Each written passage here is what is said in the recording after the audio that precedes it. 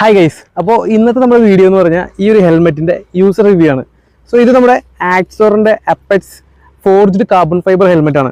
So ഇതിൻ്റെ ഒരു user experience എങ്ങനെയുണ്ട്, ഇത് റിയൽ കാർബൺ ഫൈബർ ആണോ എന്നൊക്കെയാണ് നമ്മൾ ചെക്ക് ചെയ്യാൻ പോകുന്നത്. സോ എല്ലാവർക്കും അറിയാവുന്ന പോലെ തന്നെ ഈ ഒരു വൈസർ എന്ന് പറയുന്നത് ആൻറ്റി ഫോഗ് ആണ്.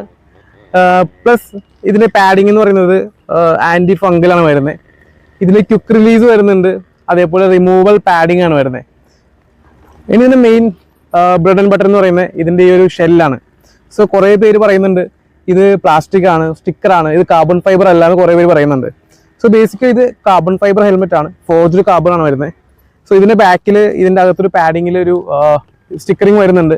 അതായത് it's made out of forged കാർബണിൽ നിന്നാണ് ഉണ്ടാക്കിയെന്നുള്ളൊരു സ്റ്റിക്കറിങ് വരുന്നുണ്ട്. പ്ലസ് നമുക്ക് ഇതിൻ്റെ ആക്സോറിൻ്റെ സൈറ്റിൽ കയറി കഴിഞ്ഞാൽ നമുക്ക് മനസ്സിലാക്കാനായിട്ട് പറ്റും this is made out of carbon fibre. ഇത് കാർബൺ ഫൈബർ ആണ്. സോ അപ്പോൾ നിങ്ങൾക്ക് തോന്നാം യൂഷ്വലി കാർബൺ ഫൈബർ ഹെൽമെറ്റ് എല്ലാം 1,40,000 ഒക്കെയാണ് വരുന്നത്.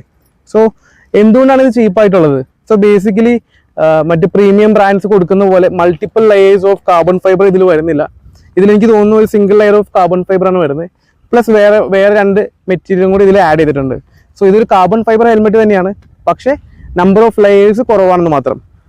പിന്നെ പ്രൊട്ടക്ഷൻ കമ്പയർ ചെയ്യുമ്പോൾ ഇതിൽ നമുക്ക് വരുന്നത് ഡോട്ട് വരുന്നുണ്ട്, ESC സർട്ടിഫിക്കേഷൻസ് എല്ലാം വരുന്നുണ്ട്. സോ സേഫ്റ്റി ഫീച്ചേഴ്സിൽ ഇതിന് എല്ലാ കൈൻഡ് ഓഫ് സർട്ടിഫിക്കേഷൻസും വരുന്നുണ്ട്. സോ സേഫ്റ്റി പോയിന്റ്സിൽ അങ്ങനെ ടെൻഷൻ്റെ ആവശ്യമില്ല, സേഫ് ആണ്. ഇനി ഇതിൻ്റെ പ്രോസ് ആൻഡ് കോൺസ് എന്താണെന്ന് നോക്കാം.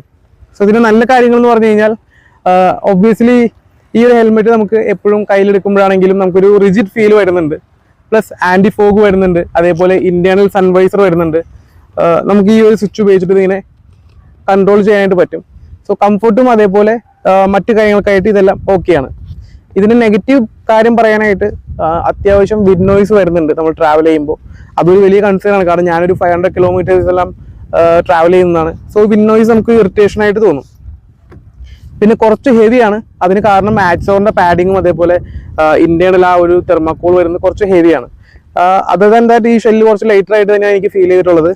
സോ ഒരു ഓൾ അറൗണ്ട് നോക്കിക്കഴിഞ്ഞാൽ ഈ ഒരു ഹെൽമെറ്റ് 12K വർത്താണെന്ന് വെച്ചാൽ അഫ്കോഴ്സ് ആ ഒരു റേഞ്ചിൽ നമുക്ക് വേറെ കാർബൺ ഫൈബർ ഹെൽമെറ്റ്സ് വരുന്നില്ല. സോ അതുകൊണ്ട് ഇത് വെർത്തി ഹെൽമെറ്റ് തന്നെയാണ്. പിന്നെ നിങ്ങൾക്ക് ഇപ്പോൾ കാർബൺ ഫൈബർ വേണ്ടെന്നുണ്ടെങ്കിൽ വേറെയും ഓപ്ഷൻസ് മാർക്കറ്റിൽ വരുന്നുണ്ട്. Okay, thank you.